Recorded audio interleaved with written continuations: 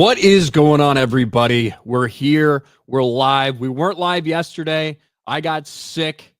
Beardo, you weren't even here. You were supposed to call in yesterday because you went to go see a team clinch the playoffs. I did. Tampa Bay Buccaneers. Yep. So we had to cancel the stream. I had to cancel all my streams yesterday.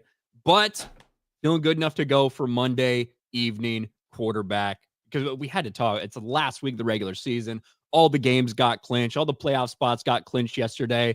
And now, of course, we have the inevitable fallout from those teams that didn't have great seasons that we're expecting to have a little bit better ones. A lot of coaches fired, but it doesn't look like New York Giants head coach is going anywhere. Yep. Yeah, I saw that this morning that John Mara, they put out a statement that Joe Schoen and Brian Daboll, they will be back next year, unfortunately. But I predicted that. I mean, I had my wish list of what I would like to happen. But I think I told you last week or 2 weeks ago, I didn't think that they were going to go anywhere. I think that Joe Schoen was going to convince John Mara that they were going to stay. And that's what happened, man. So we got one more year. And my reasoning behind that is Joe Schoen and Brian Daboll, they were going to convince John Mara that they never drafted their guy. They never drafted their quarterback.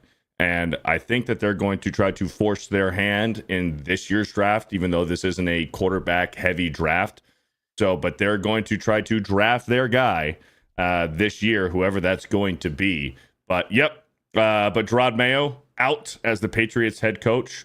So, looks like Doug Peterson might be fired as well. Yep, Doug Peterson and Gerard Mayo. So far, those are the only two. And actually, I've got the whole list right here. Let's see if I can get. I see Eric K with 10 gifted memberships. Shout out to Eric K. We appreciate it, man. Always modding in the chat. And we're live over on Rumble as well. Eric is over on Rumble too. But yes, we can go through the entire laundry list of head coaches. It's known as Black Monday in the NFL when bad things happen to some coaches, and it is Black Monday in the NFL, the Monday after the regular season ends. Traditionally, when you see a lot of announcements regarding head coach's future with that organization. Now, this Monday, we've only had two, and really only one on actually Monday. Gerard Mayo got fired essentially in the immediate aftermath of the Patriots season ending yesterday. And then we found out about Doug Peterson this morning, that he was gone. But really, that only leaves 5 openings.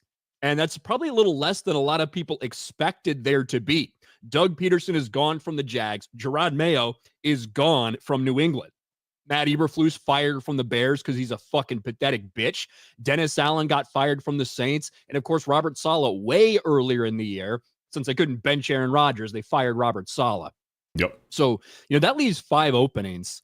And I mean, I think to me, the New England one, Gerard Mayo, if you'd have told me before the season, he was one of the guys that I thought for sure would have a second year because he was kind of groomed to take over that spot. He's a player who's familiar with the organization. But that might have been one of the things that let them cut it so short so quickly because he is so familiar with this organization, yet he still continued to make mistakes at the podium with the media that you wouldn't necessarily expect someone who knows about the Patriot way, those things to do. I think that's all about going after Mike Vrabel. That's what it feels like to me and probably to a lot of other people. Yeah, agreed. And earlier, the past couple of weeks, there was talks of Mike Vrabel going to the Jets. Was Mike Vrabel playing some 3D chess to force his way into New England? Mike Vrabel, a Patriots legend. He had a good tenure with Tennessee. He was unfortunately, I think, prematurely forced out of Tennessee, and he was eyeing that Patriots job. And for the Patriots' struggles this year, there were talks of whether Gerard Mayo was going to stick around for a second season. And I think that Robert Kraft felt forced. His hand was forced. Do we continue with Gerard Mayo and the several question marks and maybe some blunders that he's had with the media? Or do we go with a proven head coach in Mike Vrabel who knows the Patriot way? Who also has a lot of experience with the organization. Now, we could talk about those things and how experienced Mike Vrabel is and stuff like that he's highly sought after. Or you could pull the Stephen A. Smith race card because that's what he does. That's what he's always done. That's what ESPN does. Stephen A. Smith wants Black Monday in the NFL to be called White Monday because everything is about race. Listen to what he says on ESPN talking about Gerard Mayo and some of these other moves that happened. That's what this is about. This is about Mike Vrabel. That's who they wanted. No question about it. And he's a more seasoned, more experienced coach. I don't like this. They call it Black Friday for, Black Monday rather for a reason. This certainly typifies it. I don't know why it's not called White Monday. Doug Peterson got fired from Jacksonville. He deserved that. Jeez Louise, what a fucking idiot. What a fucking moron. It's been called Black Monday for forever. For forever. As long as I've been watching the NFL since I was a kid, the Monday after the regular season ends is always been called Black Monday. Yeah, and sometimes when somebody says the word black, they're not talking about the color of someone's skin, right? They could be referring to just something ominous that has nothing to do with that. But you can make any connections you want. Stephen A. Smith makes this connection. And, listen, you sit there and you applaud people. Hey, we got to give more people an opportunity. We got to give more guys who don't have this experience the opportunity. When they get that opportunity and show, hey, maybe there's a reason they didn't have that opportunity and it gets cut short for them, then you bitch. And to me, it's so fucking annoying. And that's always on the side. You have you had the Rooney Rule for forever that you have to hire or you have to interview a black head coach so that they can have an option. And these are the same people that celebrate how many black quarterbacks there are, how many black head coaches they are at the beginning of the season. And then you bitch and moan when any of them get fired. It's just such a fucking joke. It really, truly is. But that's ESPN. That's Stephen A. Smith. So I guess that's not a surprise at this point. What an idiot, man. What an idiot. Some of those guys that were on the hot seat that we do have that answer on, Stain Steichen, who Indianapolis Colts, a lot of questions about him. He's going to be around. Jim Irsay tweeted out that the GM, Chris Ballard, and Steichen are both going to be there. Brian Callahan for the Titans looks like he's safe. We haven't heard anything about him so far. Brian Daboll, like you said, John Mara released a statement saying that they're going to be back.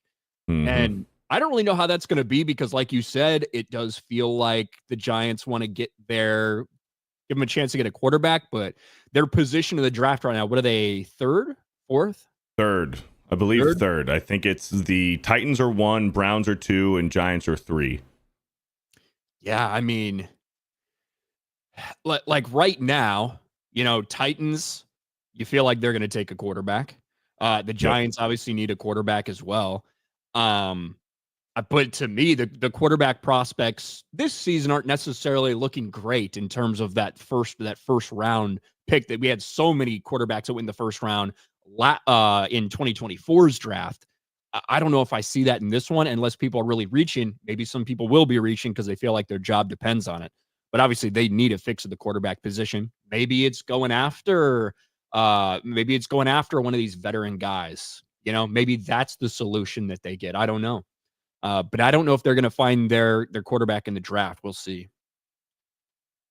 Yeah. We shall see. I don't think this is the draft to draft a franchise quarterback. And here's the thing for a guy like, there's been a lot of rumors and links to Shedeur Sanders going to the Giants. Is he going to be available at 3? Maybe. Who knows? It all depends on who the Titans are going to draft because we know that Deshaun Watson is going back to Cleveland next year. So I don't think the Browns are going to be in a market to draft a young quarterback. So the Titans are going to draft a quarterback. The Giants are going to draft a quarterback. But they could be in a Chicago Bears situation where you draft a young quarterback out of college, maybe has some hope. And if you suck again, which likely I think the Giants will suck again next year, well, now you have a quarterback drafted from a current regime. And in the second year going in, you're going to have a brand new regime that's going to feel the exact same way that, hey, I didn't draft this guy. I'm just acquiring him because I was hired here. But I'm going to be strongly encouraged by the owner not to move on from this guy after just 1 year. Yeah, it's tough. And I obviously think that, this situation, Brian Daboll, I think you have more confidence in his ability to potentially develop a quarterback rather than someone like Matt Eberflus, a defensive guy, a defensive coordinator, not a fucking leader, just a piece of shit, really. So I don't know. I don't know what we'll see going down the road, but that's all we've got. Not as many. Oh, Antonio Pierce seems to be perfectly fine. He'll be back with the Raiders next year. That was a surprise to me.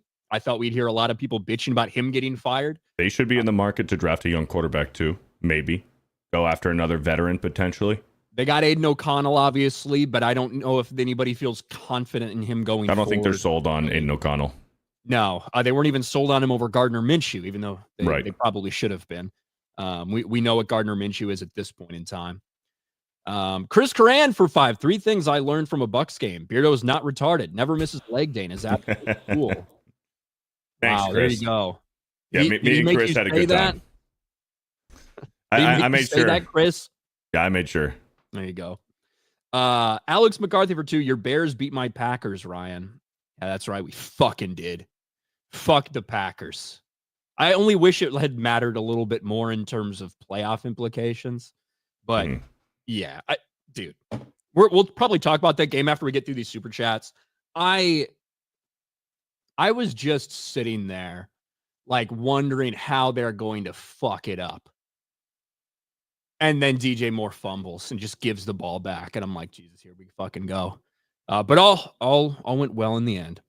Nandy O, thoughts on Tyreek Hill basically quitting on Miami in the fourth quarter? Would love to see him in Washington next season. Tyreek Hill basically said, I don't want to be a Dolphin anymore. I don't want to be in Miami anymore. I'm fucking done. Maybe that's because he doesn't like Miami PD. Who fucking knows? But no, he's done.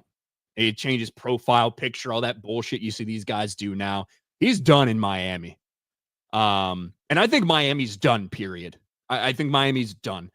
Tua can never stay healthy. Even if he is healthy, I don't know if that team is as good as a lot of people felt that they were, or that they could potentially be with all that speed, with all those weapons, with Tua at quarterback.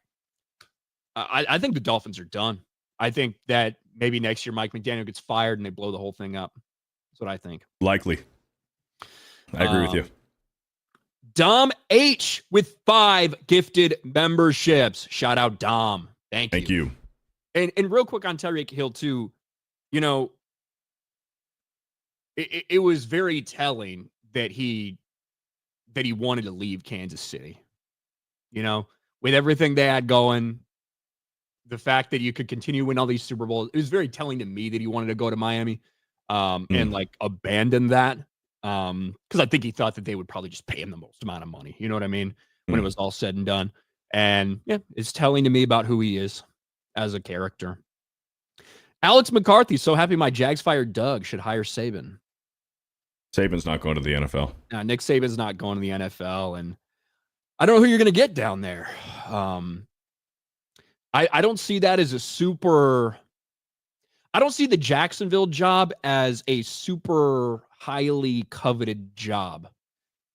You're dealing with Jacksonville, which is, out of the 32 NFL teams, if you want to talk about history, if you want to talk about, franchise owners having your back, if you want to talk about, fan base, they might be in the top 30. You know what I mean? In terms of just the place itself, the franchise itself. But then you're also dealing with a team that has Trevor Lawrence already getting paid $60 million a year, basically. And I do think that's a factor. You have already now devoted that much of your salary cap to Trevor Lawrence. Trevor Lawrence is the guy. And I don't hate Trevor Lawrence necessarily, but that's just a reality. Mr. Kennedy, my Lions are back-to-back division champs. The 1 seed and the Bears beat the Packers would force them to play the Eagles. What a fantastic Sunday. Well, congratulations to your Lions. We'll talk about that one. Mr. Tito for 199. What a joy it must be to work for FS1 right now. Oh, we will get to that. My God, before we do get to the games, we do have to get to that. That's a great fucking point. Let's do it. Jose Contreras for a buck. You think KC lost because they didn't want to face the Bengals? Also, do you want your final win-loss record today or Sunday? Right now, just tell us what it is, Jose. We missed yesterday, unfortunately. And yes, I do think that although the Chiefs didn't play their starters yesterday and the Broncos had to win to get in, the Chiefs absolutely do not want to see Cincinnati in the playoffs. If I was to pick a team I'd want to play the Broncos over the Bengals. If I were any team, not just Kansas City. Yeah. However, I think it's important to note that they had close games against both of these teams this year, but they needed a block field goal at the end of the game to beat the Broncos. The Broncos had that game won, So I don't think they should take the Broncos lightly necessarily at all. Interdivision rivals, stuff like that. I think it had a lot more to do with them just being healthy and nothing to play for than it did with letting them win. I think that even if it, if the situation were reversed somehow, I don't think that they played their guys just to make sure that they didn't have to play Kansas City or something. I think they would take the rest. I think it was like the predominant factor. But let's get into this Fox Sports One thing. This is fucking nuts. And I was so mad that I was feeling like shit as all of this was going down, because yesterday we had a bombshell lawsuit that got dropped on Fox Sports. And some people who are no longer at Fox Sports, in fact, a lot of them were named in this. Some people who are still at Fox Sports were named in this. And the headline was really all about Skip Bayless. Skip Bayless, who mysteriously made a very quick exit from Fox Sports in the middle of this summer that had a lot of people wondering what the hell is going on right now. Skip Bayless was named in a lawsuit from a former hairdresser who worked at Fox Sports for several years, sued for sexual harassment. And the allegation is that Skip Bayless offered this hairstylist $1.5 million for sex. Okay? And if this was just what the lawsuit was, it would be like, okay, well, we'll see. Really believe her. It's weird that Skip Bayless kind of bounced the way he did, that he cut ties with Fox so quickly. That would be one thing. And there's some wild shit in here. There's some absolutely wild shit in here involving Skip Bayless, which maybe we can read some of this. The former employee, Nushin Faraji, claims in her lawsuit that Bayless offered to give her a $1.5 million to have sex with him, but she refused his offer. She also claims Bayless hinted he could get her fired for having an affair with his co-host Shannon Sharpe, an act she denies ever happened. I think there's a good likelihood Shannon Sharpe had something to do with this lawsuit coming forward. Just going to say that. Faji, who's of Iranian heritage, also claims she was racially and sexually harassed while working in the network and accuses Fox of wrongful termination, retaliation, and harassment. It also details how Joy Taylor, the talentless loser who somehow continues to get all these opportunities, she was sleeping around the entire fucking office with a Fox Sports executive and Emmanuel Acho. There's a lot of wild shit, but I want to get to the Skip stuff first. And this is not just words. She has a voice recording of Skip Bayless. Okay. Ooh. Faraji claims the only reason Taylor was hired is because she was in a sexual relationship with Dixon, the Fox Sports executive, and that when she brought her concerns to Taylor, she was told to forget it all because both of them owed their jobs to Dixon. Faraji claims Bayless repeatedly tried to get her to have sex with him, even after she directly told him to stop because you have a wife.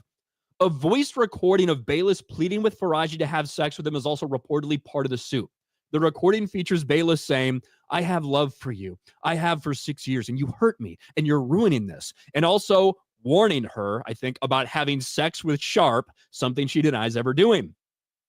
Faraji insists Bayless once told her Dixon wanted to fire her, but she stepped in. And after Bayless left Fox Sports, Faraji's work schedule was cut down, and she was eventually fired.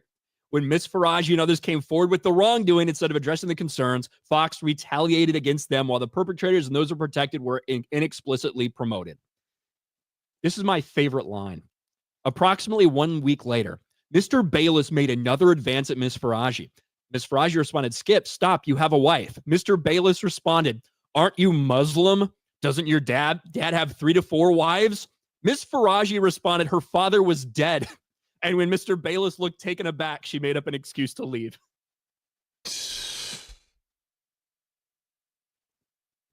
There's a lot of smoke to this shit. Does that not sound like something that Skip would say? Oh, it absolutely fucking That does. totally sounds like that's something he would say. It absolutely does, yes. And the only person to come off clean in this really is Colin Cowherd. He was mentioned in the lawsuit, but basically that he was nothing but respectful at all times compared to everybody else that works in the building. And one of the reasons there's so much smoke to this, that a lot of people do feel there's fire, is what's happened in the aftermath with the Joy Taylor allegations. Joy Taylor's always been a fucking loser, and people were kind of questioning why. Oh, maybe it's because her brother. Maybe that's why she got these jobs. No, it's because she was willing to suck dick and fuck to get them. And she is getting roasted way more than Skip Bayless, who reportedly offered $1.5 million to fuck this Muslim hairstylist. Social media rips Joy Taylor to shreds after her name surfaces in Fox Sports harassment scandal. We have to read through some of this. Okay. And listen, Emmanuel Acho gets named in this. He started deleting a bunch of tweets and things like that. So that's what tells me this isn't just, maybe we got to confirm some of these details, but a voice recording and people are starting deleting tweets that are associated with this. This is not just some random person that's starting to make something up. That's what that tells me. In approximately March, Miss Faraji met Miss Taylor, an aspiring sports personality who recently moved from Miami to Los Angeles for an opportunity of airtime on Fox. At the time, she didn't have a regular position, but would fill in on a day-to-day basis when talent was sick or otherwise missed time. Miss Taylor told Miss Faraji she was recently wed, but her husband remained in Miami and she was lonely in LA. Then they became friends. A couple months later in May, Miss Taylor asked Miss Faraji to meet for a drink in Santa Monica. When Miss Faraji arrived, she found Miss Taylor with an older man, Fox Sports Executive Vice President of Content, Mr. Dixon. As EVP, Mr. Dixon is responsible for overseeing all content and production. Miss Faraji did not know Mr. Dixon.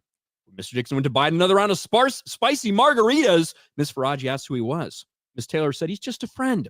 Finally, the night, whenever she would meet with Mr. Taylor for drinks, Mr. Dixon would either arrive with Miss Taylor or show up later in the night and leave with Miss Taylor. He would always buy rounds of drinks and her food. From the body language, she suspected the pair were sleeping with each other. And although this concerned Miss Faraji, she knew Miss Taylor was recently married. Miss Faraji kept her opinions to herself. A month later, she noticed Mr. Dixon in the elevator. Surprised by the coincidence, she found Miss Taylor and said, "The guy who always buys our drinks was in the elevator." Miss Taylor quickly silenced Miss Faraji, explaining who he was. She became alarmed and warned Miss Taylor such a relationship was unsafe. Miss Taylor told her not to worry. Faraji continued to be friends, but tried to distance herself as she considered the situation dangerous as well as morally wrong, as they were both married. A month later, word spread among Fox employees about a new show. This is Undisputed with Shannon and Skip Bayless. And a lot of people thought that, hey, they're going to hire somebody experienced for this role, but instead, Joy Taylor gets the job, who was a bartender and radio host in Miami with little TV experience, would be the moderator. Mr. Bayless later told the woman he was trying to fuck, Miss Faraji, that he didn't want Miss Taylor on the show. Mr. Dixon was adamant Miss Taylor should star. At first, arranged a dinner between Mr. Bayless and Miss Taylor where they arrived in provocative clothing and acted in a provocative manner. When that didn't change Mr. Bayless' opinion, Mr. Dixon asked him to approve her as a favor to a friend. Miss Faraji attended dinner with Miss Taylor and her husband and Mr. Dixon and his wife. Jeez Louise. This is crazy. And everyone's going after Joy Taylor right now, rightfully so, fucking whore. During the dinner, Miss Taylor's husband became suspicious Miss Taylor and Mr. Dixon having a sexual relationship. Soon after the dinner, Miss Taylor's husband found evidence of the inappropriate relationship and divorced Miss Taylor. And it's true, she got divorced a couple months later.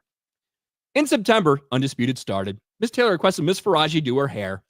And that there's just more to that shit. But look at how badly she's getting roasted. She hasn't tweeted. She did appear on air today. She hasn't tweeted since then. But it's interesting, right? How some of these things have aged for her. She's getting ratioed to hell. Wake up call, same time. How would I not know how hard it is to do the show I work on? You have to constantly reaffirm that you are good enough, that you belong there, and then always prove it. So I would just always say you got to do twice the work to get half the opportunity. But that, to me, the mentality I've always had on it is that's just going to make me better. So that's why I'm excellent. Because I had to be. I couldn't be average. I couldn't be okay. I couldn't be late. I couldn't complain. The woman who fucked her way to get a job is saying and this is about how hard it is Jason to be a woman. Taylor's sister, right? Yes. Like full blood half sister. I just Full know, blown sister. I just know Jason Taylor's her brother. I don't really know any specifics beyond that point though. Okay, all right.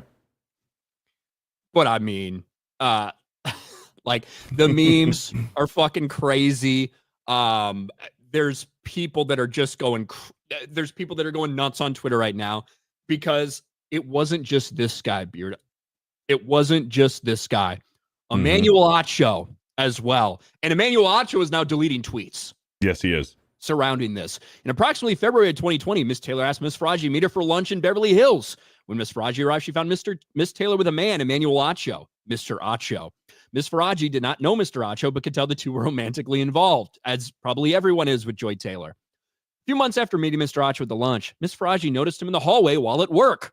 Miss Faraji later asked Miss Taylor if Mr. Acho also worked at Fox. Miss Taylor confirmed and explained she wanted Mr. Acho to eventually recommend her on the show Speak for Yourself, which then became Speak, which she happens to host.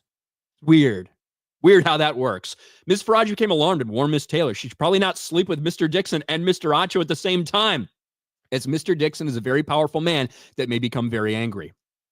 This is the wild part. Miss Taylor told her not to worry about it. She explained that she was also now powerful, and once Mr. Dixon was no longer useful to her, she would follow through on her plan to tell the company that he forced himself on her. She would not allow herself to be forced out by Mr. Dixon like other female talent. So this chick... So she was going to blackmail him. She was going to Me Too him, basically. Yeah. Yep. Yes. That's what Joy Taylor was planning on doing. Openly admitting this shit. And look, Emmanuel Acho deleted this video. I wonder why. I wonder why he deleted this video. Emmanuel? Just got done with rehearsal for the new show Speak, and I got to take a moment to shout out my co-host Joy Taylor, a woman.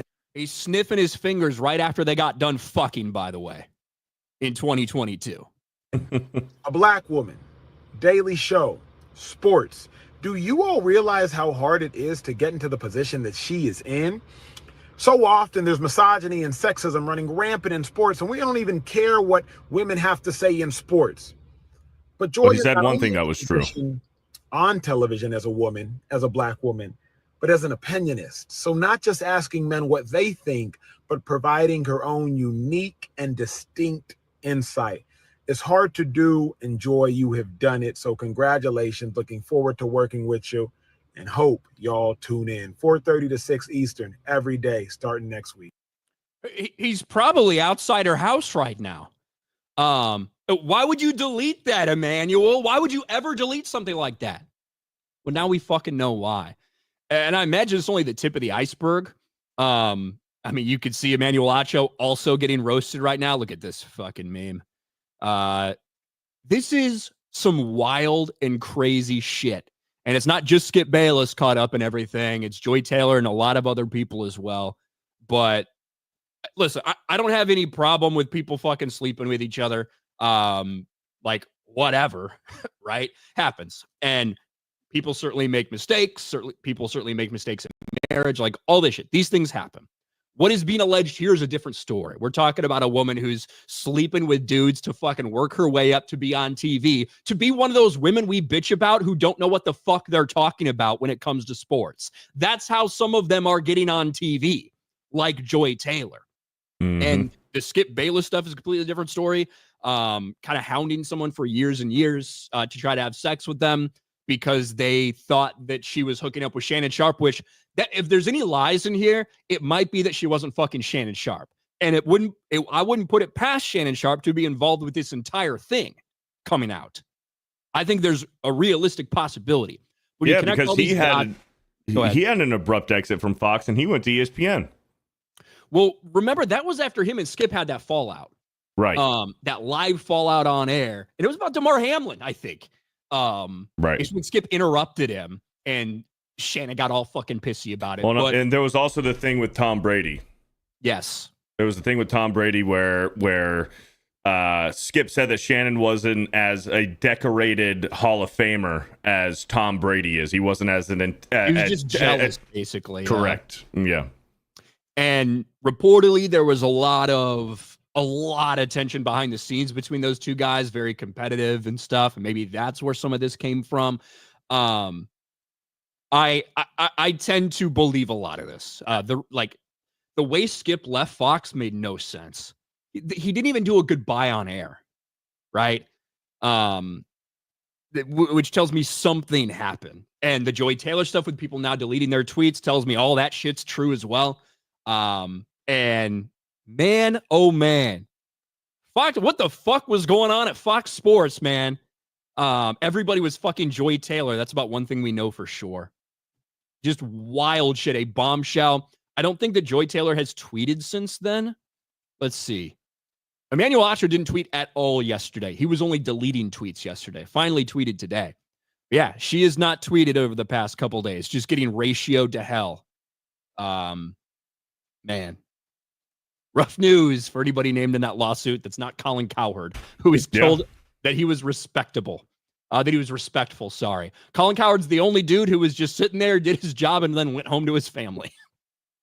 Apparently. There was one funny clip, though, about Colin Cowherd when he was on because the titties. He was trying to say two cities, and he said the two titties while looking at Joy Taylor.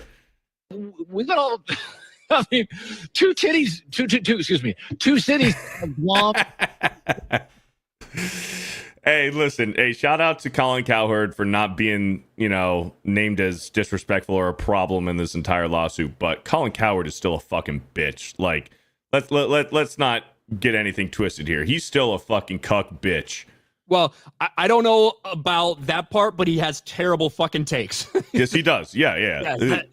Colin Cowherd just went in there 4 hours a day, gave awful fucking sports takes, and went home. Yep. Wasn't fucking anybody else there, apparently. Yep. Whereas everybody else, in addition to their bad sports takes, was fucking Joy Taylor. I wish we could have talked about that yesterday too. But I'm still not feeling great, but we had to do it. Oh no. Dom age for 10. Hey Ryan, like 5 minutes before the stream yesterday, I sent 10 gifted subs. As soon as it went through, it said creator cancel stream. So I have no idea if you got it. I don't know, Dom, but we appreciate it. Maybe we did. It wouldn't come through. I wouldn't see it to the next day probably anyway, but thank you, man. Thank you, Dom, for the 10. And I think he gifts 5 here too. Let's go. So, 15 gifted memberships. Hail. From Dom H. Rob Cortez for 5. Ryan, GG's on the Bears winning the Super Bowl. See them next season. Now we got to go on a revenge tour. Go Pack, go. Well, and remember, the only reason they lost the other game to the Packers was that block field goal in the last second. Mm-hmm. But yes, if Joe Burrow stays at the Bengals, he'll be the next Dan Marino. Impressive career stats with no Super Bowl rings thanks to a stupidly managed franchise. I say this as a Bengals fan. Carson Palmer warned this is coming. It says Gabriel Knight for 20. Hey, you might not be wrong. We'll see. Cole Hauser for 2. Again, the reason I don't date black chicks. Here you go, Cole. Anthony Buck, the Packers losing really screws up our playoffs. I mean, it does, but I would have loved to eliminate the playoffs, them from the playoffs. Mike has bad knees for 5. Don't forget that Sharp's podcast is on Colin Cowherd's network. True. Yeah, don't put it past Shannon to have something to do with this. Not to say that he encouraged her to make all this up, but maybe he spilled the beans to her about stuff, and maybe like that to the hairdresser. Yeah. That's about the only part of this lawsuit that gets a little sus for me. Well, and there's a picture going around of Shannon Sharp and Joy Taylor at a Dodgers game together. Yep. And Shannon Sharp said that they went on a date, that was a date. No, I think that Skip said on air that was a date. Oh, that they went on a date. Okay. I think that's where some of that comes from. But yeah, mostly it was just about her relationship with Joy Taylor and the things she found out about her through that. And then, of course, the Skip Bayless stuff. Yeah. Aren't you Muslim? Doesn't your dad have like 3 or 4 wives? Come on, what's the problem? Dead. My dad is dead, Skip. Yeah. Fucking horny old man. But Let's get to these games, though. We do have the playoffs. The playoffs are officially set, ladies and gentlemen. And this is kind of what I felt it was going to be, when we talked about this a few weeks ago and all the different playoff things that could happen or might happen, and looking at the schedules, I just felt like it was probably going to end up with the people that were in those positions.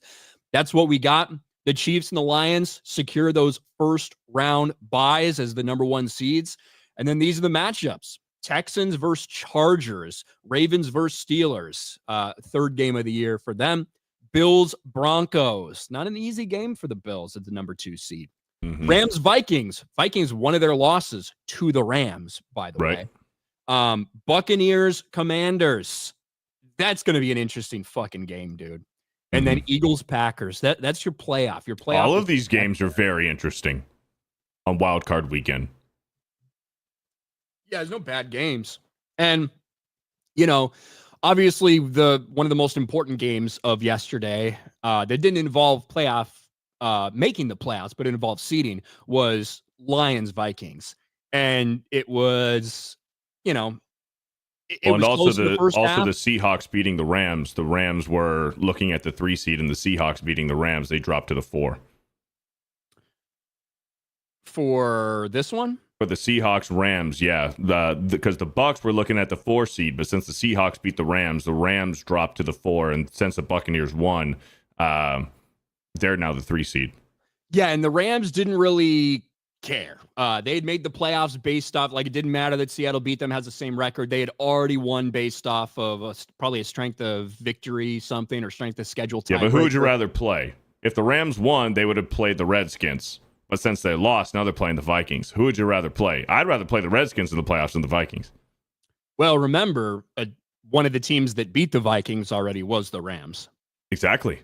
So I feel like they felt comfortable with playing the Vikings. You know what I mean? Okay. That's one of the Vikings' there's fucking 3 losses on the year. Yeah. 3 losses on the year for the Vikings, and of those, it was Lions, Rams, and Lions. The Rams, the only other fucking team that's beat them. So maybe they just felt comfortable, whoever they were going to play, and really wanted the rest, and they prioritized that. Sure. Okay. But let's get into some of these games from yesterday. Panthers, Falcons. Now, you were at the game in Tampa Bay, right? While the Falcons were playing a game, and Tampa Bay needed to win, and they were in. But if they lost and the Falcons won, then the Falcons would win, and they'd get in. Yes. So a lot to play for, but the Panthers upset the Falcons. It goes into overtime, and they slam it in for Miles Sanders there for the game-winning touchdown in overtime, 44-38. Yeah. So unfortunately, not really unfortunately, but since I was at the Bucs game, I wasn't able to catch the early games. But I was keeping an eye on the scoreboard and everything, and definitely keeping an eye on this game as well. So I didn't really get to catch any of the morning games. But yeah, this is huge. So the Buccaneers were really just playing for playoff seeding. Although the Bucs game did end before this game ended. But since they won, it didn't really matter. But yeah, man, absolutely crazy that the Panthers pulled this one out. Yeah. And it's not like the Falcons weren't, hadn't have anything, had everything to play for. Yep. And I believe that game went into overtime probably around the same time the Bucs game ended. So ultimately, it didn't matter whether they won or lost. But still, I'm sure they fucking wanted to win. They went in that game wanting to win. They went in that game needing to win. They went in overtime, desperately wanting to win. Bijan Robinson had a big day. Michael Penix looked really good. Bryce Young looked really good. It's just a fucking shootout between these two teams in the NFC South. But let's talk about the game you went to, because you can talk all about that one. And the one I probably want to talk about more than any other was the final fucking play of the game. Yeah. Which was, and Tampa Bay got, what were they, down 3-16 at some point in this game? Something like that? 6-16? It was 13-6 right before halftime. And then the Saints were able to kick another field goal just before halftime, which made it 16-6. A lot of frustration in the stadium going into halftime, but I figured that the Bucs would get it together. Baker had a pick in the first half, and Sterling Shepard had a crucial drop, like a momentum killer, early in the first quarter.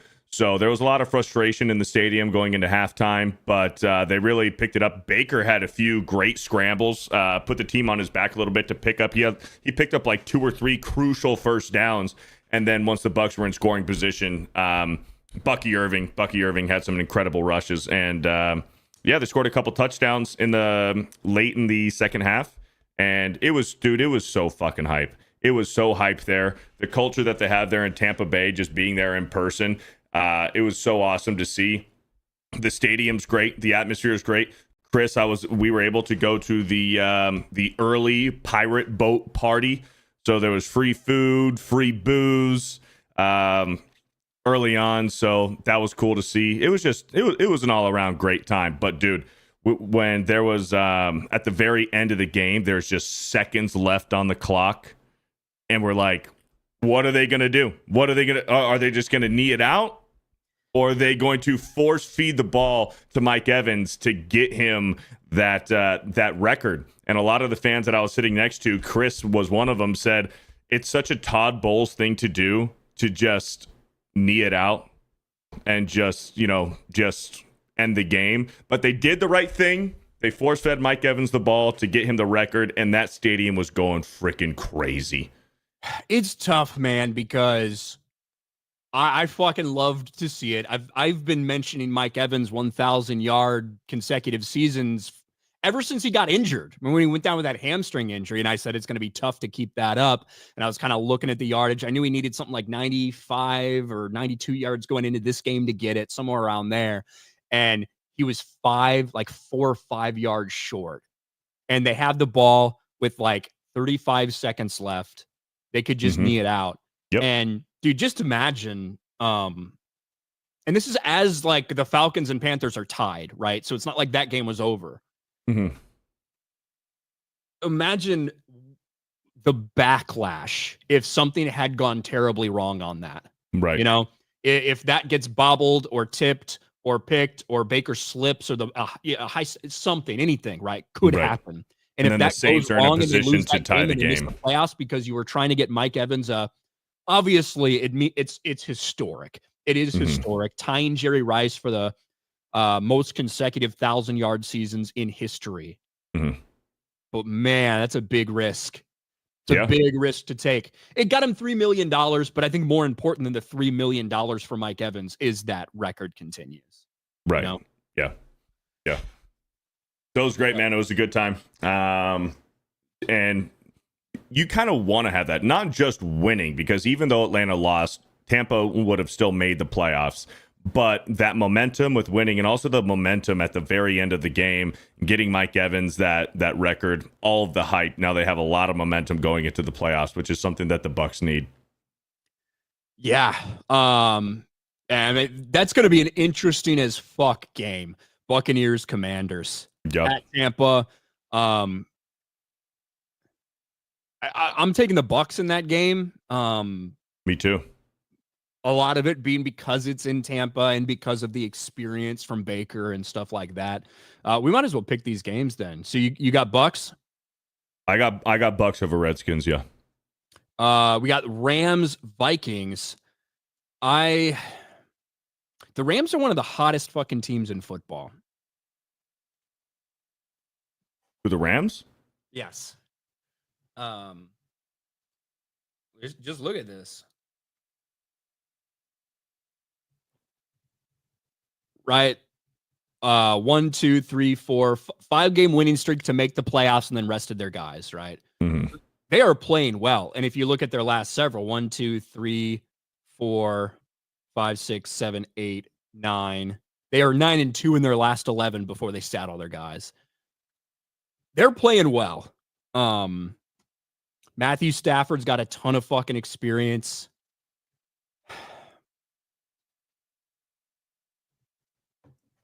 I'm going to go with the Vikings. I'm going to take the fucking Rams at home. I'm going to take the Rams at home. Yeah. I'm going to take the Rams at home. Okay. I don't feel great about it. I do have the Eagles beating the Packers. It really doesn't matter if Jalen Hurts plays or not. He's fucking useless. So it doesn't fucking matter. They could have their third string guy in there. The Eagles in their running game are going to beat the Packers. Although that's not a fun 7-seed matchup for the Eagles. It's not. No. Yeah. You know, the Packers are a very, very good football team. They really are. And the vast majority of their losses came against the NFC North. They were 1-5 in the NFC North this year. So 2 losses to the Vikings, 2 losses to the Lions. Mm-hmm. But I got the Eagles in that one. I'm taking the Eagles too.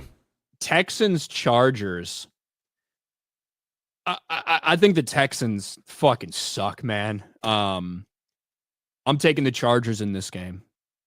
Yeah, the Texans are far off from the playoff team that they were last year. Give me the Chargers. Ravens, Steelers. I got the Ravens. Yeah, the Steelers have kind of fallen off the past few weeks. George Pickens basically has had like a mental break, and he had like 3 drops in that game on Saturday. I don't fucking know. Dude's a loose cannon, and when he's on, he's fucking amazing. But when he's off, he is off. He has been off, especially in that last game. I'm picking Baltimore as well. And then Bills Broncos. I'm taking the Buffalo Bills and who I think will be the MVP in Josh Allen, who's played about 3 fewer games, by the way, than Lamar because all the times they've rested him. But that's not an easy fucking game against the Broncos.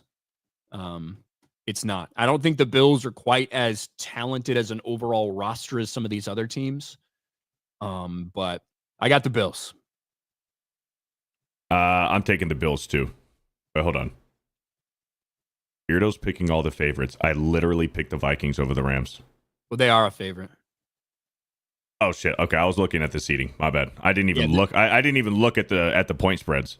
I'm just now seeing where the point spreads are. It is on the road for the Vikings. My bad. I didn't even see the point spreads there. Okay. I'm still picking the Bills and the Vikings. There you go. So that's the only one we're different on. I'm giving the Rams. I'm paying some respect to Matt Stafford's name, and that experience. That's what I think is gonna. That's one of the big reasons I'm doing that.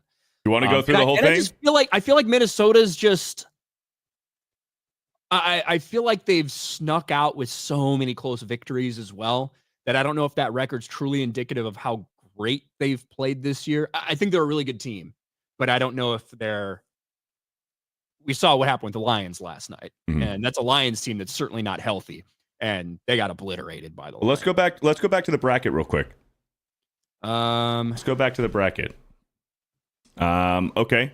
So we want to do AFC first and run through the bracket and do our predictions? Well, for the bracket itself, so Rams and Vikings. I got the Rams. Oh, well, yeah, it's hard to do since we didn't pick the same teams. Yeah, and a lot of this depends. A lot of this will depend, right? It's not like NCAA bracket where, hey, if the 9 seed wins, they're going to play the 1, and then if they win, they're going to play that's not how this one works. This one gets reseeded after every round. Okay. So much of it is dependent on what happens the round before. Okay. So, but yeah, we'll do it every week though. We'll go through these every week. Fair enough. And we'll make our projections. For me, my preseason was actually 49ers Chiefs. Again, in a rematch. Didn't work out very well for the 49ers and their AIDS-ridden assholes. But about midway through, I think we did our midseason Super Bowl picks, and I said Lions, Bills.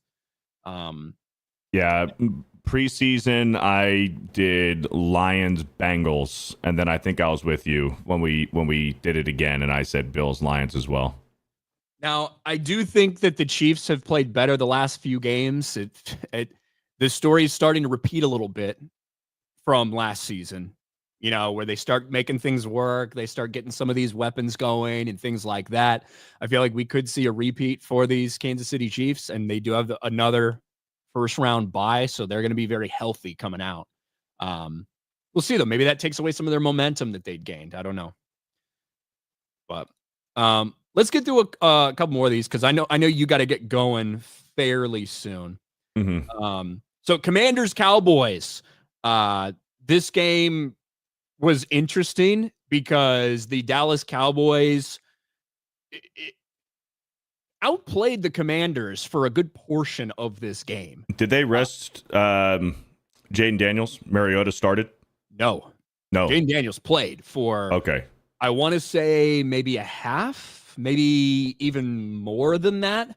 Marcus Mariota came in at the end, and they played really well when Marcus Mariota was there. Trey Lance started for the Dallas Cowboys. Right. We had the Trey Lance experience. He had his Jaden 6 for 12, took 4 sacks. They were getting after Jaden Daniels. That Dallas Cowboys defense, 2 sacks, I think, on their first possession. And they were really not moving the ball at all. Get him out of there before they put Marcus Mariota in.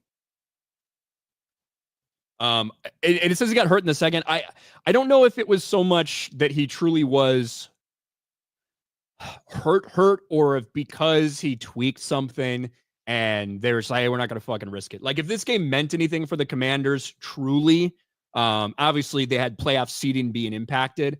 I think that they would have probably had Jaden Daniels in there. But this is 2 times now when Marcus Mariota has come in and looked really fucking good for them. Oh yeah, definitely. And this is why I say like that. I do think that Dan Quinn 100% needs to be in huge consideration for Coach of the Year. They've rebuilt and rebranded that entire organization.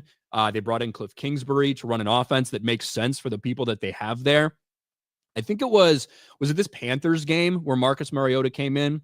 Yeah, Marcus Mariota came in, had a very similar stat line to what he had. That was that other game that Jaden Daniels got hurt in. Now, certainly not against the best competition, the Panthers, who were really fucking bad at that time, and also against the Dallas Cowboys, who were starting Trey Lance. But still, Marcus Mariota has looked very, very good when he's come in there. Yes, he has. And I don't think that they're expecting Jaden Daniels to have any fucking type of like. There's no question that he's going to play next week. But yes, I do think that if, obviously because the Packers lost and the Packers lost, where the fuck is the Packers game? It was up there, right there. Third one. What? Down. The third one for the game yesterday. Right there. There it is. Usually the Bears one goes right to the top for me, so that's kind of strange. If the Packers had won that game, I feel like they would have been the 6th seed. I don't know if they needed Washington lose or not, but that did not happen because the Bears broke a fucking 10 or 11 game losing streak. They broke a 12 game losing streak or 11 game losing streak against the Packers themselves. They had not won in Lambeau in about a decade, and they fucking do it. I tell you what, watching this game, several things are clear and obvious. Although they're interviewing Thomas Brown, probably because he's black and he's the interim head coach right now. Nobody should hire Thomas Brown as a head coach. I think that Thomas Brown, maybe with his own system someday, we'll see if he gets a shot at offensive coordinator somewhere. But he's not ready to be a head coach right now, which is kind of the same thing I said when he's the one that got promoted to that interim spot. This fucking offense is so goddamn predictable because they can't block the run up the middle, so they can't run up the middle. They only have to run to the sides. They can't block for an extended period of time most games either, or most times either. So they're just doing little fucking screens, and it's so goddamn predictable. Caleb played well. I think he took 1 sack maybe in the game, had a couple that he needed to throw away. But the Bears got out to an early lead. They had a fake kind of basically a fake out on the punt. Let's see if I can find it. Yes, here it is. So on the punt, they've got DJ Moore back there, but they've got DJ Moore right here as a decoy. The ball's actually right here. One of the gunners or one of the defenders, one of the DBs, grabs it, takes it all the way back to the house. Now, the reason this was so funny to me is because the exact same thing happened like 10 years ago against the fucking Packers, and it got called back on a penalty. when Devin Hester was the decoy, and Johnny Knox, who eventually got like folded in half and almost killed. I think it was Johnny Knox, ends up taking the return all the way back. It was a fucking great play against the Packers, got called back for a bullshit penalty. They did it again. That's how they start scoring. Then I think maybe on the next possession, I think they forced a fumble. The Bears got it back, and I believe we're able to punch it in. They're up like 14-3. So the offense was very, very extremely conservative. It was really cold. It was like 15 degrees out. I don't really think it affected the game too much, but what did affect the game was when Jordan Love got hurt in the second quarter. I think towards the end of the second quarter, Jordan Love is about to get sacked. He was about to throw. He kind of tries to pump back a little bit, hits his elbow on his own guy's helmet, and then as he's going down, shovels it away. Avoids the sack somehow. Actually picked up like 8 yards on the play, but it felt like he couldn't grip the ball after. Again, if this game had meant the difference between making the playoffs or missing the playoffs versus just 6 or 7 seed, maybe it's a different story, right? Maybe Jordan Love does go in there to start the second half, because at one point Malik Willis got fucking hurt too, and it looked like they weren't sure if he was going to go. Jordan Love started warming up. So you don't know about that, but the Bears, for the most part, were controlling the game. Then the Bears do what they do. Okay? The Bears do what they do. There's less than 2 minutes left, maybe around 2 minutes left, somewhere around there. And the Bears have the ball. They just need to run the fucking clock out. They got a good little drive going on to kind of run that 4-minute offense, drain the clock down. Throw another one of those fucking screens that don't really make any sense because you don't even have anybody out there to block. DJ Moore gets hit behind the line of scrimmage, fucking drops the ball. They fumble. They give it to the Packers on like the 40-yard line with less than 2 minutes left. The defense, thank God, comes up with a big stop. I want to go to this here. Yeah, right here. Bears defense comes up with a big stop because, all right, Green Bay, let's see where we are. Punt return touchdown. Here, this is the one I wanted. With minute 55 seconds left on the clock, Caleb Williams, pass short left, fumbles, recovered. That's at the 43-yard line. They make a stand, and Green Bay kicks a field goal. So all of a sudden, the Bears have been leading this entire fucking game, basically. And they fuck up. Green Bay gets to kick a field goal. And it looks like once again, I'm witnessing just the complete implosion of this team. But once again, thankfully, just like he did against the Packers, just like he's done against the Commanders, just like he's done against the Vikings, just like they almost did against the Lions, Caleb Williams gets the ball in the fourth quarter. They drive down the field. He makes a couple plays. And then they have the ball with about 15 seconds left. It's 3rd and 10. Up the middle, about, I don't know, maybe a 10-yard pass or so. DJ Moore catches it, runs about 5 more yards, goes down. Bears, hurry up there, hurry up. Spike the ball with like 1 or 2 seconds left. Cairo Santos, who got a field goal blocked in the exact same fucking situation against the Green Bay Packers at Soldier Field earlier in this year, comes through in the clutch. 51-yard field goal in 15-degree weather. Bears win. Walk it off. God damn, what a good way to end the season. Holy shit. Holy shit. So happy. So happy when this happened. It's a good way to start the year of 2025. I'll put it that way. Good way to start the year of 2025. Caleb Williams played all 17 games. I don't think Caleb Williams ever missed a snap other than some mop-up duty for Tyson Bagent at the end of one game that was out of hand. Other things they did. They're cruising. This offense looks solid. They're putting together. They picked up a couple first downs. This might have been in the second or third quarter. And they call, a little fucking end around. Keenan Allen's got the ball in his hands. They call an end around pass for Keenan Allen, who immediately throws a horrific fucking interception. Right when you have all this momentum, can really step on the throats of the Packers. Fucking retard play call. And then if that wasn't any stupider, but this is what I'm talking about Thomas Brown, man. And this is why I don't put a lot of the blame on him, because this is a guy who's the pass game coordinator for them. Gets promoted offensive coordinator, then gets promoted interim head coach. I don't know why. Don't exactly know why, other than there's really no one that's useful in that building. But they decide, hey guys, we're going to go for 2. We're going to try to make this a 9-point game after a touchdown pass by Caleb Williams. They fucking run that same goddamn end-around pass from Keenan Allen. So Keenan Allen has that. He has the option to fucking pass the ball. Nobody open. He pulls it down, doesn't throw a pick, gets tackled for a loss. But they get bailed out. There's a holding call in the end zone. Fucking half the distance to the goal. You can retry.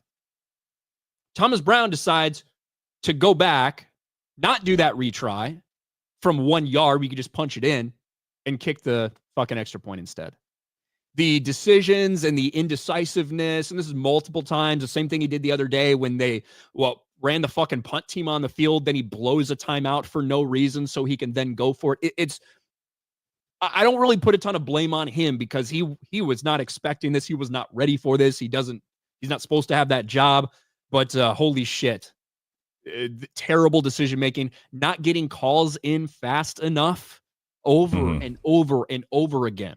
And I've seen that as a topic of conversation sometimes, but listen, when the calls aren't coming in until 15, 14 seconds, yeah, you're going to have some time when you're up against a clock. That's not enough time to fucking line up, especially if a call has motion in it.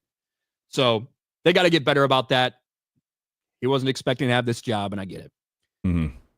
Real quick, Ryan, since I wasn't able to watch most of these games since I was at the Bucs game yesterday, I'm pretty much useless right now, and I got to host that Geeks and Gamers show. Mind if I dip out? Yeah, go for it. Okay. All right, Sports Wars, hail. Playoffs next weekend. I'm super excited. Thanks, Ryan. I'll catch you later. See ya. Alex says you got lucky. Bitch, we almost beat you in Soldier Field, but you guys blocked a fucking kick that would have sent that would have won the game in Soldier Field. That was about the end of that game was about as unlucky as you could be. Now, Jordan Love getting hurt, probably lucky, although he might have had a couple more picks in the game. Just saying. Some of these other games, Texans, Titans. Texans had nothing to play for in this game. I don't think they played their starters. CJ Stroud may have been in the game briefly, but I saw a lot of Davis Mills. Yeah, CJ Stroud, 6 for 6, touchdown.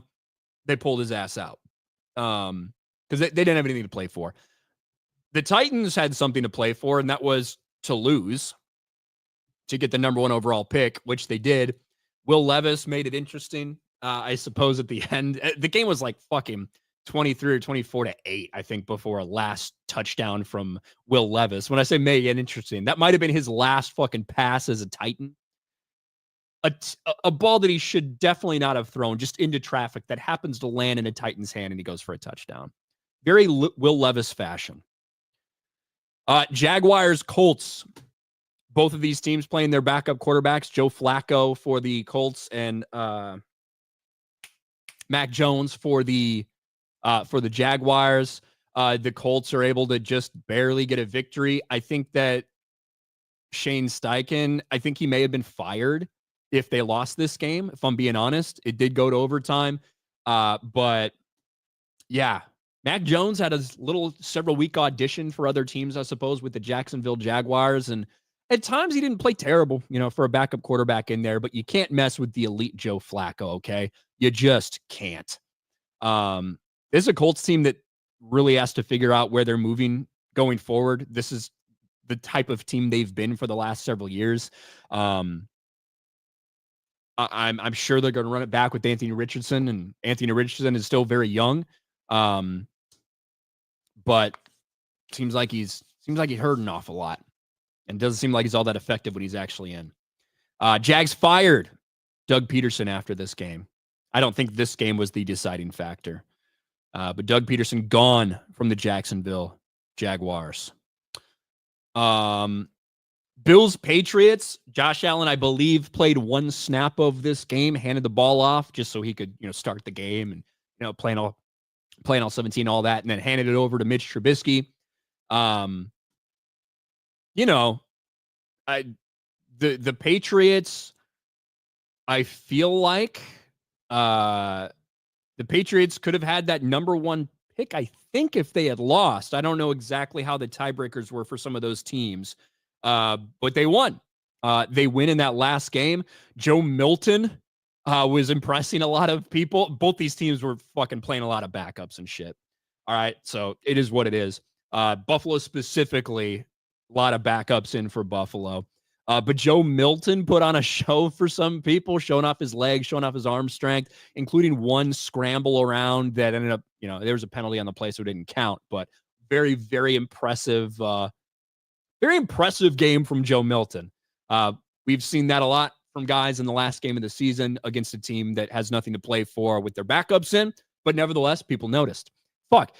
Who was it? Do you guys remember who was Aaron Rodgers' backup that had like 5 fucking touchdowns in that final regular season game and then signed with Seattle, got a big deal for Seattle, basically just on that game that he played? Matt Flynn. Thank you, guys. Thank you, chat. Matt Flynn. We've seen people be impressed by that before and go on to do absolutely nothing. But what he was asked to do, got to give a shout out to Joe Milton. Giants, Eagles. Eagles had all their backups in. Saquon needed about 100 yards for that record. Did not go for it. Did not go for that record. So respect for trying to make sure you prioritize keeping people healthy. But the Eagles and Tanner McKee, I think that's his name, right? Tanner McKee. It is Tanner McKee. Bro, he's put on a show when he's been in. Now, again, I think this Eagles offensive line, I think a lot of people can run behind it and be effective behind it, especially when you're playing the Giants. And that's exactly what they did. Beardo's Giants lost. They have the number 3 overall pick, and their coaches even get to keep their jobs. So there is that. There is that. Where am I here? Saints, Buccaneers. We talked about that. Chiefs, Broncos. There's not much to talk about.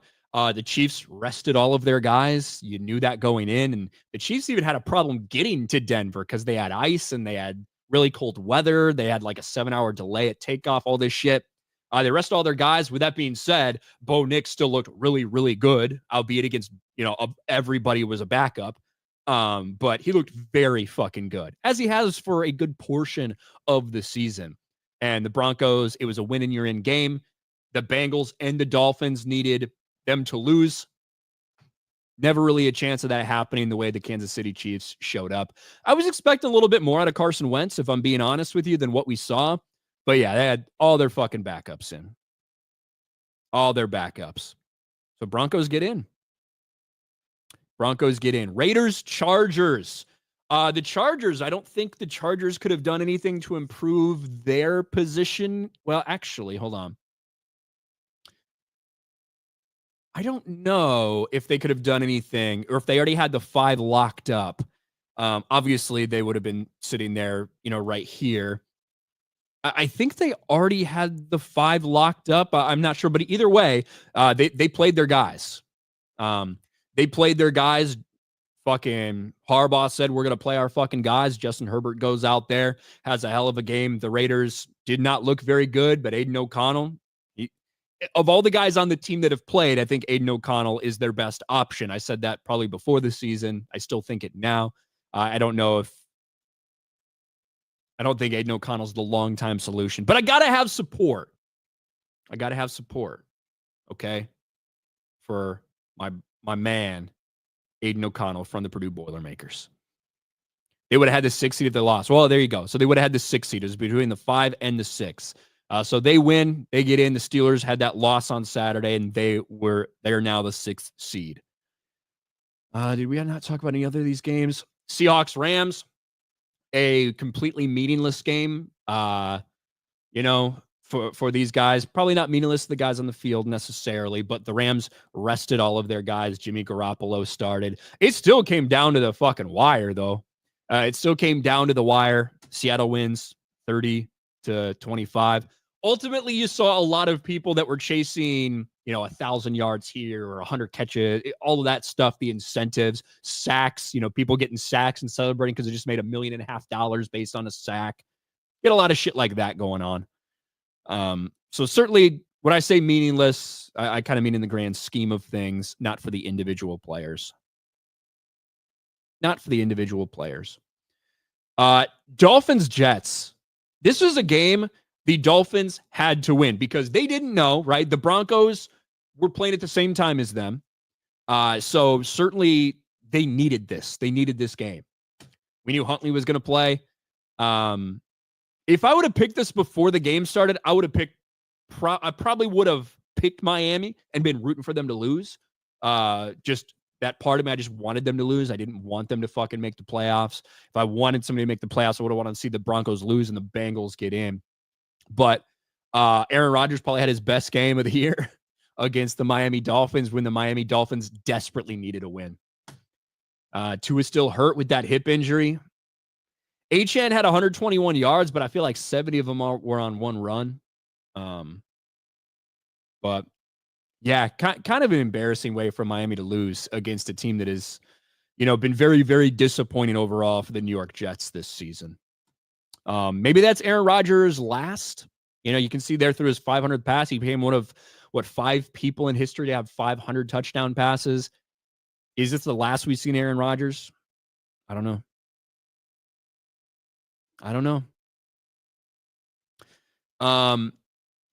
49ers Cardinals. Cardinals fucking wrecked the fuck out of them. Josh Dobbs, listen. I know Josh Dobbs looks like a fucking alien, all this shit. When Josh Dobbs throwing the ball 43 times, you got a problem. And they had a problem because Arizona went up pretty early and stayed up the entire time. Kyler Murray had a really nice day when there's absolutely nothing to play for, nothing on the line. San Francisco 49ers, now that these teams had anything on the line other than incentives, probably for all of them. I do think Juwan Johnson got kicked out of the game like early for fighting in the end zone when he was like 10 or 15 yards away from a 1,000-yard season. So it kind of sucks for him, but that's what happens. And then we kind of already talked about Vikings Lions. Bottom line, Lions offense looked fucking ready and raring to go. Maybe a little bit long to get started. That first quarter was a little slow. They had that touchdown, but not much else until the very end of the first half when they kicked a field goal. But Minnesota didn't even score a touchdown in this game. Sam Darnold was very, very inefficient. A lot of blitzes.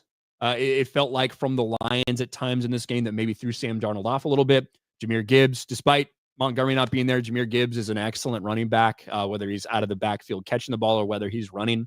And the Lions look really good. It didn't feel like it felt like the Vikings were outclassed, just how it felt. So that's why my upset in the playoff pick is Rams over Vikings. I think the Rams are going to come ready. I feel like the Rams are going to come ready to play. I'm fucking sweating my ass off. I still feel sick, to be honest with you guys. Bubba Matt over on Rumble. Who do you think will play in the Super Bowl? My picks are Bills Lions. Well, I think we got those for you. Bills Lions, I think is kind of what all of us picked. We'll see. We'll see. Jose Contreras, overall on the season, I was 154 and 69, a 69% win percentage. That's what I like to hear. Had a 69% winning percentage. That seems appropriate. Beardo was 135 and 88, a 61% win percentage. And John Matrix, 104 and 51, a 67% win percentage. Beardo only picked the Cowboys to win 2 times this season. Both times they lost. So he was 0 on Cowboys. That's crazy. So fucking 17 of his losses came on Cowboys games. I was 11-2 on Bears picks. Pretty solid. Pretty solid. Anthony Bug, I think I said this one already. Packers losing really screws up our playoffs. You got to face the Eagles, you got to face the Eagles now instead of Tampa Bay. But Mike, I mean, that's why you guys were trying to win. So I started Jordan Love. Once I forgot to talk about Christian Watson. Christian Watson going out, fucking pretty big deal for you guys. And I think it's one of the reasons we got so little of Josh Jacobs in that second half. Is because they desperately didn't want to get him hurt. Emily Kruger, which team do you think will draft or sign Cam Scadaboo this offseason? No idea. You know, I like Cam Scadaboo. I've kind of said that all year. I like Arizona State and their attitudes and stuff. And it sucks to see they came up short in the college football playoff. Would have been awesome to see them move on in that game against Texas. But which I was going to talk a lot about that yesterday. Obviously, we didn't get a chance to because I had to cancel the stream. But I don't know what Cam Scadaboo's NFL grade is right now. Running backs going in the first round, not too often, right? You'll have them here and there, but in terms of people prioritizing that in the first round, doesn't happen super often.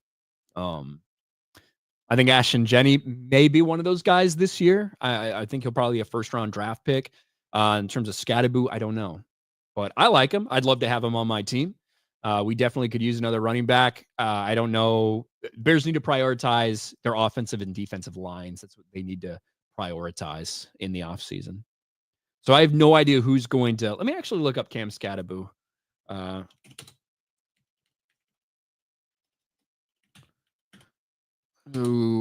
Draft projection. Let's see.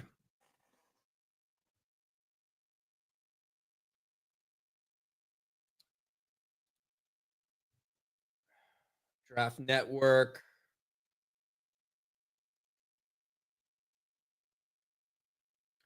Film analysis. Yeah, they've got him going day 2, which should be round 2, round 3, something like that. Probably where I would put him. I think it'd be solid though. I don't think, I think that when it comes to running back, and the Bears have been obviously fucking awful this year running the ball. I regret that we signed DeAndre Swift for the same amount of money that Derrick Henry is getting paid. That's kind of sucks. But DeAndre Swift went from averaging 5 yards a carry to 3.6 behind this offensive line and this rushing attack. Because ultimately you can have guys that are super fucking talented. Look at what Saquon and Derrick Henry were doing on their teams last year compared to this year. Ultimately, I think a lot of that talent that you're running behind is going to be a big factor in your success as a running back. Not all of it, certainly. And do I think that if some random fucking dude runs behind that Eagles line, does he get 2,000 yards? Of course not. But that's one of the reasons that, Saquon's having such an impressive year. Derrick Henry goes from being hit behind the line of scrimmage on half of his carries to 35% of his carries.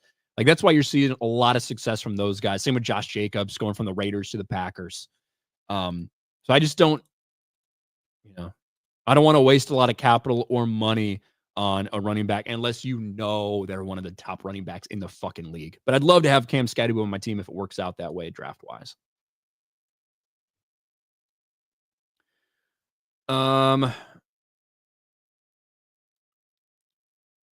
Let's see. Everyone else was riding the town bike. Skip just wanted to be a part of the community. Apparently, Eric. Apparently. Tampa Bay can't make a run, or can make a run. They've beaten the Redskins, Eagles, and Lions. Yeah, I wouldn't want to play Tampa Bay. That team's they've got a lot of fucking fight in them. I've always liked Baker Mayfield, and it seems like he's found his home there. Everybody fucking loves him. The fans love him, and you can't count them out ever. So I wouldn't want to play Tampa Bay at all. At all. Mayo went bad, had to toss it, apparently, Taker. John Falsetta, Sharp got fired from CBS for sexual harassment. Yeah, Shannon Sharp is fucking everybody at Fox Sports 1. At Fox Sports, and at CBS, apparently, too. Which Bears loss was worse? Super Bowl 41 or 2010 NFC Conference Championship game? Well, that 2010 game, It's always the worst thing that can happen is losing in the Super Bowl. Right. That's the worst thing that can happen, period. But the way that 2010 game was lost was definitely worse than the game in of itself, and how that all went down was worse than, at least to me, than the Super Bowl. But what can you do? Maybe I'll have another, high profile loss like that to think about. Honestly, for me, the fucking loss, the Hail Mary loss to the Redskins was the worst one of all of those. Not really, but what do you think? Who do you think would win? Joy Taylor's right tackle or left tackle? Oh, the T stands for titty. Joy Taylor's left titty or right titty? I don't know. I think a lot of people made him fight, though. I think a lot of people made him fight. All right. And I think we're all caught up. Thank you guys for hanging out. I know we had a big crowd, especially when we were talking about the all the Fox Sports stuff. But thank you guys for hanging here. I need to go. I feel like shit. So I gotta leave. But thank you guys for hanging out. I appreciate it. This might be the last Monday. Will we do it for the playoffs? If we do, we'll probably move it up an hour because I know we've got the fucking Raw live stream. So if it happens next week, it'll be at 6 probably. It's why we moved up to 6:30 today. But we'll see. We'll see. All right, guys. I appreciate you hanging out. Hopefully I'll be back and feel a little bit better soon. And I will talk to all you guys later. Bye, everybody.